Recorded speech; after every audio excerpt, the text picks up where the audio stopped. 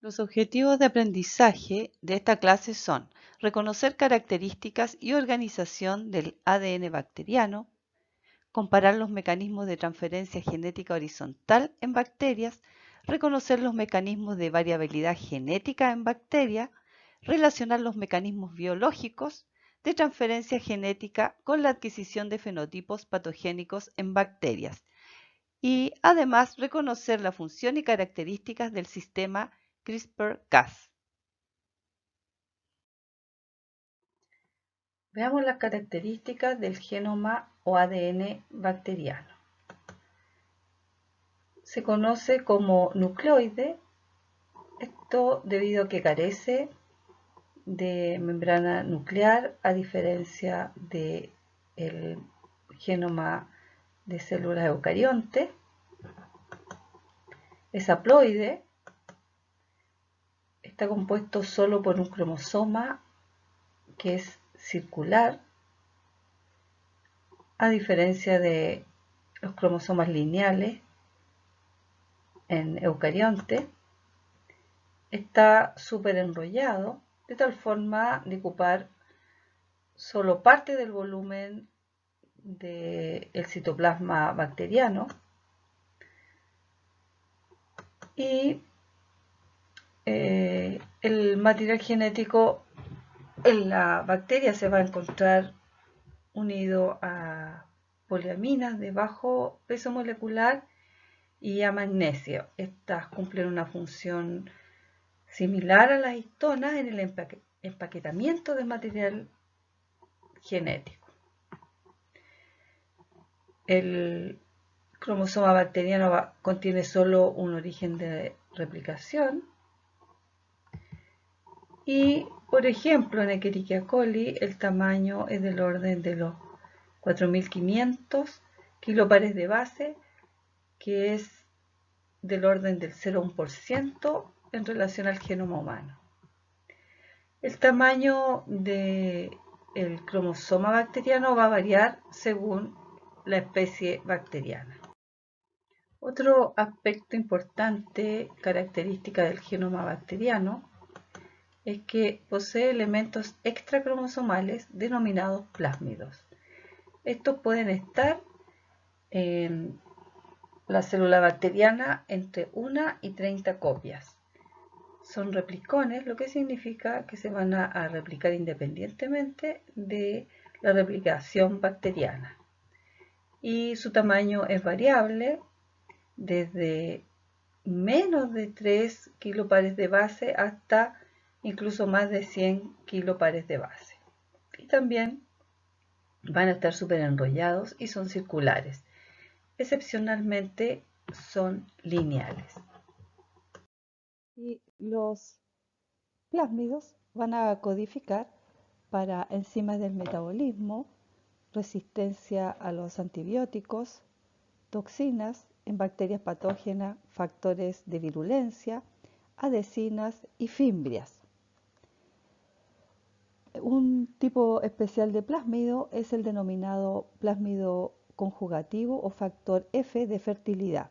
Este va a codificar todos los factores necesarios para que haya transferencia genética de un plásmido desde una bacteria dadora a una bacteria receptora.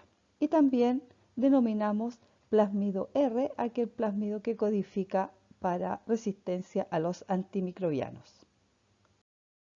Los operones son la forma en que están organizados los genes en bacterias. Esto es que un sistema regulador que es capaz de transcribir un conjunto de genes que codifican para una determinada función biológica. En este ejemplo tenemos los genes de la síntesis de triptofano. Entonces, en condiciones de bajas concentraciones de triptofano, que es necesario para la síntesis de proteínas, este sistema va a transcribir a partir de la RNA polimerasa que se une a un promotor, va a transcribir los genes para la síntesis de triptofano. Sin embargo, Cuando los niveles de triptofano ya sean suficientes, el triptofano en rojo se va a unir a una proteína represora codificada por este operón a través del gen regulador. Esta proteína represora, al unirse al triptofano, tiene afinidad por este sitio denominado operador, que va a impedir que la ARN polimerasa codifique los genes para la síntesis de proteínas. Este tipo de sistema permite a las bacterias una rápida respuesta a los cambios medioambientales. Al igual que en otros seres vivos, en las bacterias ocurren mutaciones espontáneas, con una frecuencia de una mutación por cada 10 millones de bacterias. Esta mutación espontánea puede conferir algunas ventajas comparativas respecto al resto de la población. Por ejemplo, al aplicar un antimicrobiano, este antimicrobiano podría afectar a la mayoría de la población, excepto a la bacteria que tiene una mutante que da resistencia a este antimicrobiano. Por lo tanto, el resto de la población va a morir y solamente va a sobrevivir la bacteria con la mutación. Esta bacteria va a poder multiplicarse y por lo tanto vamos a tener mutantes resistentes al antibiótico en una población debido a las mutaciones espontáneas que ocurren normalmente en las bacterias. Además de las mutaciones espontáneas que pueden ocurrir en una bacteria y que modifican el genoma y el fenotipo de un microorganismo, en bacterias ocurre lo que se denomina la transferencia genética horizontal. La transferencia genética horizontal es un intercambio de material genético, la adquisición por parte de los microorganismos a partir de una bacteria que no tiene una relación parental con la otra. Es así que la transferencia genética vertical la podemos observar en las mutaciones espontáneas, pues las mutaciones son heredadas por las células hijas, por la progenie. En este caso puede incluso ser estos mecanismos de transferencia genética horizontal entre individuos, bacterias de diferentes especies. Los mecanismos por los cuales ocurre la transferencia genética horizontal son conocidos: la conjugación, la transformación y la transducción.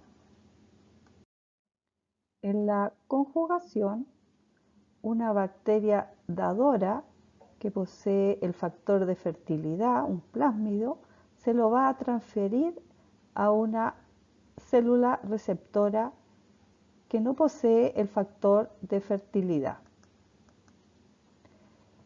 El factor de fertilidad codifica para la síntesis de un pili por parte de la célula dadora, que permite el apareamiento entre la célula receptora y la célula dadora.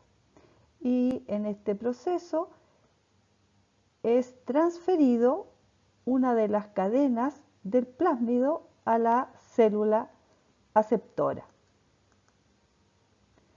Una vez que la cadena del factor de fertilidad está en la célula receptora, inmediatamente comienza a sintetizarse la hebra complementaria. Una vez finalizada la transferencia, ambas células serán portadoras del factor de fertilidad. La transferencia de plásmido en bacterias gram positivas ocurriría inducida por feromonas bacterianas, que son péptidos que van a generar agregación entre bacterias, por lo que de esta forma se generaría la transferencia genética de plásmido. No habría evidencia de pili en este proceso y es conocida la transferencia de plásmido en Enterococcus faecalis, una bacteria que es parte de la microbiota intestinal en humanos. La transformación bacteriana ocurre por la transferencia genética de genes desde una bacteria dadora. En este ejemplo, la bacteria contiene los genes A más y B. Esta bacteria puede sufrir lisis celular y fragmentos de su material genético van a quedar en el medio. Acá están B y A más. Bacterias que están en el medio y que tienen una condición particular denominada competentes pueden ser las receptoras de este material genético. La condición de competente da permeabilidad a la pared celular de la bacteria de tal forma que el material genético ingrese al interior de esta célula o bacteria receptora. Y en caso de que haya homología entre el genoma de esta bacteria receptora y los genes captados desde el medio, puede ocurrir una recombinación generándose una bacteria recombinante por el proceso de transformación bacteriana. En la transformación bacteriana, la condición de bacteria competente, que como mencionamos es una permeabilidad de la pared o inestabilidad de la pared que permite el ingreso del material genético exógeno, se puede realizar in vitro en presencia de cloruro de calcio y aplicando un pulso de temperatura. Y se ha verificado la transformación natural de algunas especies de Haemophilus, de Neisseria y Streptococcus pneumoniae. En el experimento de Griffith en 1928 se demuestra la transformación bacteriana, o sea, la captación de ADN exógeno por parte de la bacteria que es incorporado al genoma bacteriano y modifica su fenotipo. Griffith trabajó con la especie Streptococcus pneumoniae, bacteria que en humanos produce neumonía y meningitis. Él trabajó con cepas que en placas crecían con una apariencia rugosa y que carecían de cápsula bacteriana. Estas bacterias, esta cepa, al ser inyectada a ratones sanos, estos permanecían sanos en el tiempo. Sin embargo, cuando trabajó con cepas que tenían un aspecto mucoso y además presentaban cápsula y fueron inyectadas en ratones sanos, esto fue letal para los ratones. En un siguiente experimento, Griffith toma las bacterias virulentas, las destruye por calentamiento y las inyecta a ratones sanos. Y los ratones permanecen sanos. Una siguiente prueba que él realizó fue tomar cepas muertas por calentamiento, cepas con cápsula y cepas no virulentas, y en una mezcla la inyecta a los ratones y los ratones mueren. Esto se debe a que en las cepas destruidas por calentamiento están presentes genes que son transferidos a las cepas no virulentas vivas, lo que hace que haya una transformación y finalmente esto produzca la letalidad en los ratoncitos.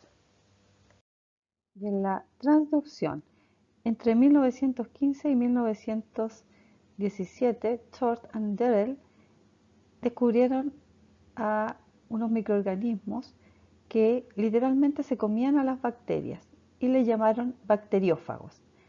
En esta imagen se muestra parte de una bacteria y cubriéndola muchos bacteriófagos. Estas son la cabeza o cápside donde está el material genético de estos bacteriófagos, y a través de lo que se denomina la cola, ellas están adheridas a la superficie de la bacteria. Sus descubrimientos los reportaron en 1928. Este es el bacteriófago lambda, un virus que infecta específicamente a Escherichia coli, bacteria que se encuentra en el intestino de animales y humanos. La estructura de este bacteriófago es que en su cabeza, que corresponde a una cápsula o cápside proteica, está contenido el material genético de este bacteriófago. Contiene una especie de canal por donde va a pasar el material genético que va a ir a infectar a la bacteria, y tiene una cola compuesta por fibra que son las que van a reconocer moléculas específicas en la bacteria que va a infectar. Y en este caso vendría siendo como un vector que transportaría genes a la bacteria que infecta. En el caso de la traducción por bacteriófagos, en Escherichia coli, el bacteriófago lambda se fija a receptores específicos bacterianos a través de los pelos de la cola, y una vez fijado inyecta su material genético al interior de la bacteria. El material genético es recircularizado y comienza a generar réplicas del material genético del virus, así como proteínas de la cabeza y de la cola, de tal forma de generar nuevos bacteriófagos que van a terminar por lisar a la bacteria. Es lo que se denomina un ciclo lítico. Pues el ciclo lítico no es la única posibilidad luego de la infección por un bacteriófago. También está la posibilidad de un ciclo lisogénico, en donde el material genético se incorpora en el cromosoma bacteriano y la bacteria permanece como bacteria lisogénica hasta que algún factor estrese el material genético y este genoma del bacteriófago se recircularice y se active nuevamente la síntesis de material genético, llevando a un ciclo lítico. Esta es una placa de agar que está sembrada con bacterias en lo que se denomina en forma de césped. Entonces se agrega una cierta cantidad, un volumen que tiene bacteriófagos, y se siembra por toda la noche. Al otro día se observan las zonas opacas en las cuales hay crecimiento bacteriano. Sin embargo, en unos círculos transparentes que se observan acá, eso muestra las placas de lisis debido a la presencia de bacteriófagos que estarían lisando a las bacterias.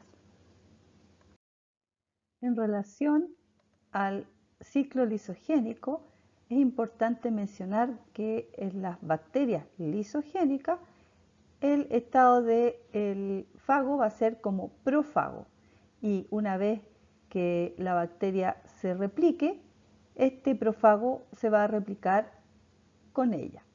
Y como dijimos, en presencia de algunos agentes estresores como la luz ultravioleta y la mitomicina C, este ciclo lisogénico va a revertir a un ciclo lítico.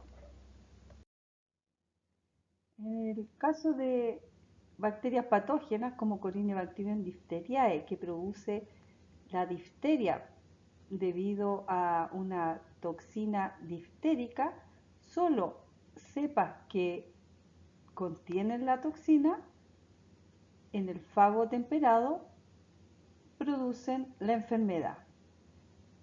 Y justamente el gen que codifica para la toxina se encuentra en el cromosoma del fago y no en el cromosoma de la bacteria. Ante la pregunta si puede ocurrir transferencia de genes bacterianos por traducción, la respuesta es afirmativa. Como hemos visto, en la traducción generalizada, que es la infección por bacteriófagos que conduce a la fase lítica, los genes bacterianos pueden ser empaquetados al azar dentro de los bacteriófagos o fagos, ¿cierto? Y esto ocurre de cada un fago a 100.000 o 100 millones de fagos producidos en la fase lítica. Y también esto puede ocurrir en el caso que estemos en la traducción especializada, que es la infección por bacteriófago, que lleva primeramente a una fase lisogénica y posteriormente a una fase lítica. Pero aquí los genes que pueden ser empaquetados por los bacteriófagos producidos son solamente aquellos genes que flanquean al prófago. Y esto en una razón de un fago por cada 10.000 fagos producidos en esta condición. Los bacteriófagos pueden ser usados como terapia para matar bacterias. Se pueden usar fagos líticos para tratar infecciones por patógenos bacterianos. Y se han usado en forma experimental en áreas de odontología, veterinaria, alimentos y agricultura. Tienen algunas ventajas porque son mucho más específicos respecto a los antibióticos, pues recuerden que los bacteriófagos se van a unir a receptores bacterianos específicos, a moléculas que solo están en las bacterias. Y los bacteriófagos son especie específicos. Esto tiene la otra ventaja que serían menos dañinas al hospedero, puesto que los antibióticos tienen efectos colaterales como daño al hígado, ototoxicidad, inhibición del crecimiento de hueso, etc. Además, una vez aplicados, ellos se van a autorreplicar en la misma bacteria en pequeñas dosis. Por lo tanto, no es necesario aplicar continuamente la terapia. Y se pueden usar en todos aquellos casos en donde la terapia tradicional ya no responde, como son aquellas bacterias que forman biopelículas y aquellas bacterias que son resistentes a los antimicrobianos. Las bacterias, así como otros seres vivos, presentan en su genoma elementos genéticos transponibles o ADN móvil. Este ADN móvil son capaces de moverse de una posición a otra en el genoma bacteriano, se escinden el sitio blanco y se integran, y todo ello independiente de la recombinación homóloga. Esto causa variabilidad y mutaciones, por lo que se generan rearreglos genómicos. Estos pueden en ocasiones transportar y codificar para resistencia antimicrobiana y toxinas. Dentro de estos elementos genéticos transponibles están los transposones y la secuencia de inserción IS. En la figura se muestra una secuencia de inserción, la IS2. Esta secuencia de inserción es un fragmento de ADN que en sus extremos va a tener secuencias repetidas invertidas y va a codificar para una transposasa. Esta transposasa es una enzima que va a ser capaz de cortar el sitio blanco del genoma e incorporar la secuencia de inserción y ligar, unir la secuencia al sitio blanco. Este otro es un transposón compuesto que está flanqueado en sus extremos, tiene secuencias de inserción IS50 y además en su interior contiene genes de resistencia a los antimicrobianos. Los transposones pueden estar en el cromosoma, en plásmido, en el factor de fertilidad y en fagos. Esta figura ilustra la transposición de un elemento transponible. Aquí se muestra también una secuencia diana en donde en una primera etapa esta secuencia diana va a ser copiada, duplicada, de tal forma que en su interior va a transponerse el elemento transponible. La transposición puede ser conservativa o replicativa. En la transposición conservativa, el elemento transponible sale de un sitio y se ubica en otro sitio. En la transposición replicativa, el transposón es replicado y se ubica en otro sitio del genoma bacteriano. En definitiva, en la replicativa hay una duplicación del transposón en el genoma de la bacteria. Algunos ejemplos de transposones: el transposón 9-17 en bacterias gram positivo diseminó la resistencia a tetraciclina en grandes transposones conjugativos, o sea, en plásmidos, y otras resistencia a los antimicrobianos. Y el transposon A diseminó la resistencia al antibiótico ampicilina desde las enterobacterias a Haemophilus influenza y a Neisseria gonorrea. Los estudios de la biología bacteriana, de la genética bacteriana y de sus mecanismos de transferencia genética horizontal permiten entender en la actualidad la evolución de bacterias no patógenas a bacterias patógenas. Revisemos a la Escherichia coli K12, que es una bacteria no patógena. En la actualidad esta bacteria es una cepa de laboratorio.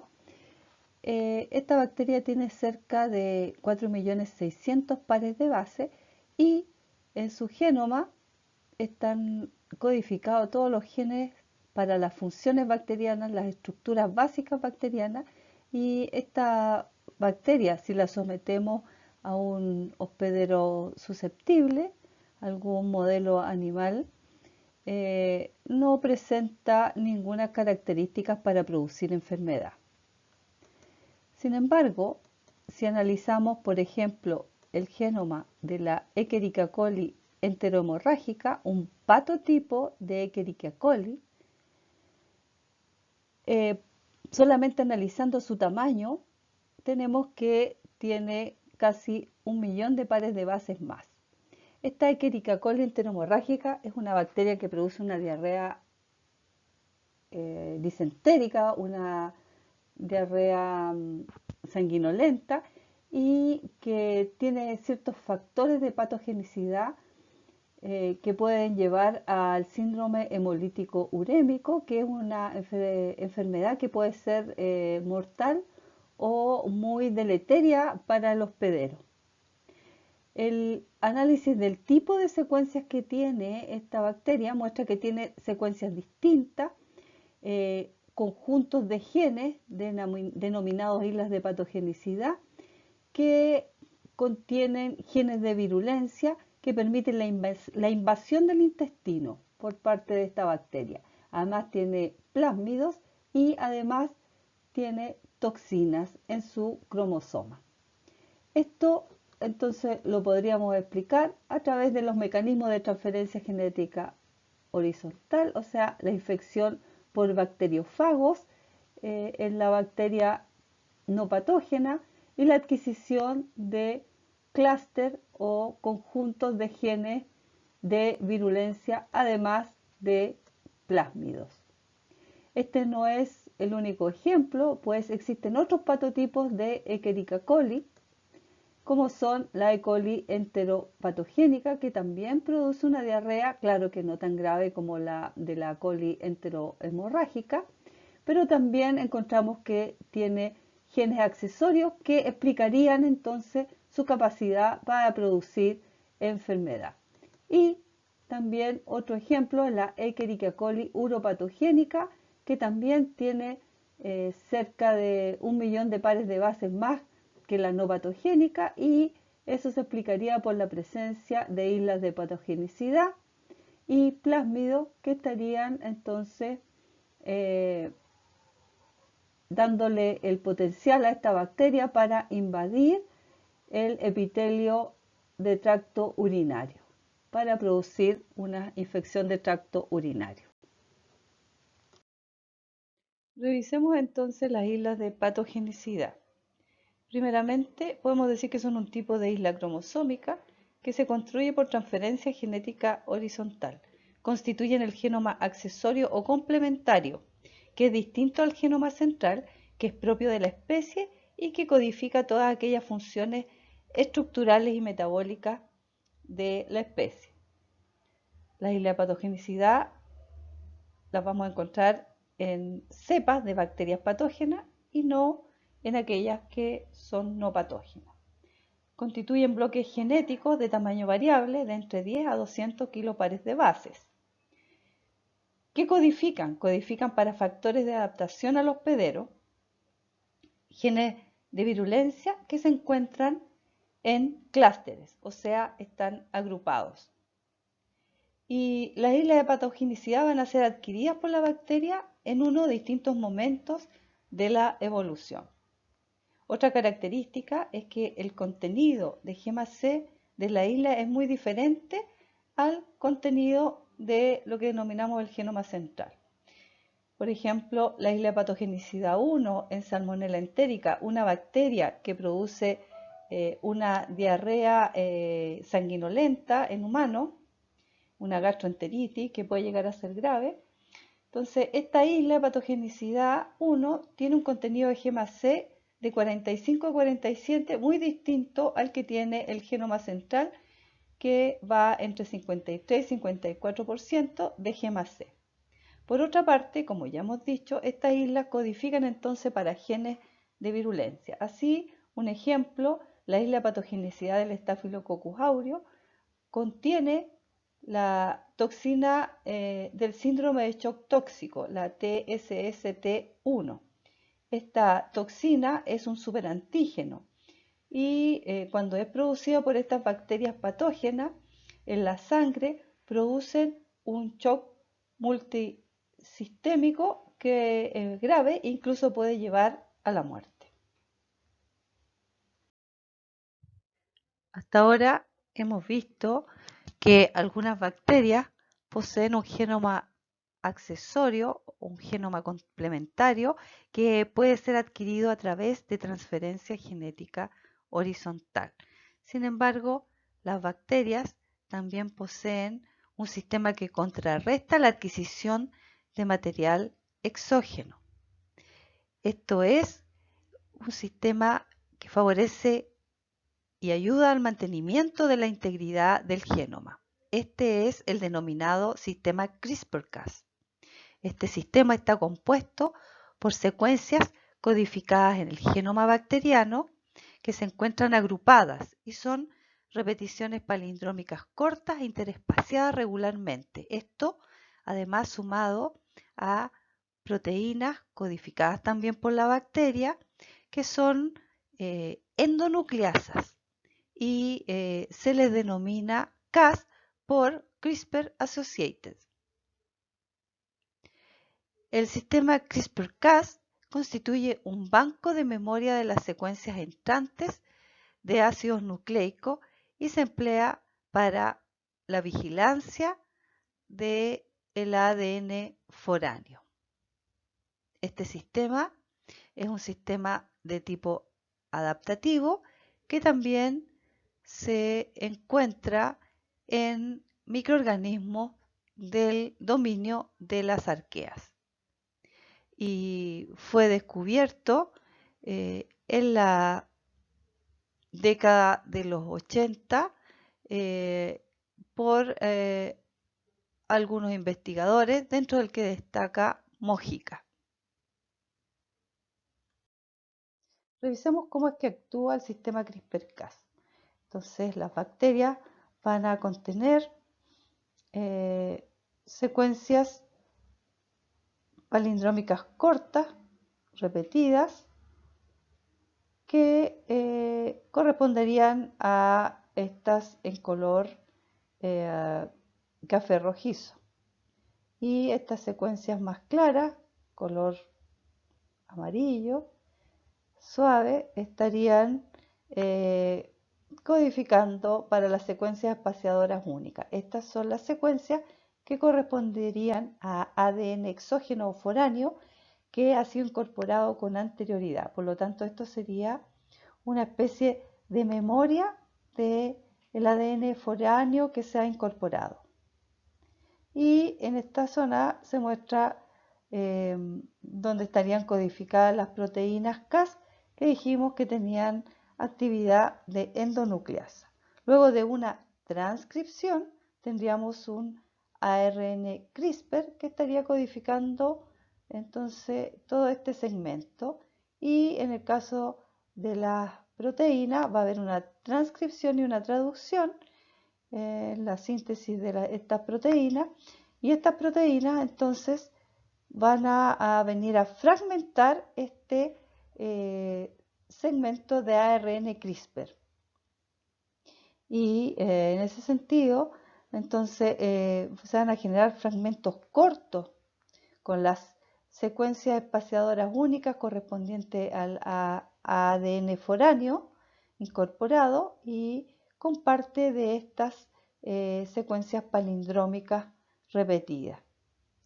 Posteriormente, entonces, este ARN va a unirse al ADN foráneo en el caso de que hayan secuencias complementarias, por lo tanto, va a ser capaz de reconocer el ADN plasmídico o viral y unido a otras proteínas Cas van a degradar y fragmentar el ADN foráneo. Por lo tanto, este sistema actúa como con una memoria y actúa como una especie de inmunidad, en este caso basada en ARN. A modo de resumen, podemos decir que el genoma bacteriano puede estar compuesto por un cromosoma y uno o más elementos extracromosomales que son autorreplicativos, los denominados plásmidos. Las mutaciones espontáneas en el ADN bacteriano son heredadas verticalmente y, según la mutación, esta podría conferir una ventaja adaptativa al individuo que la posee.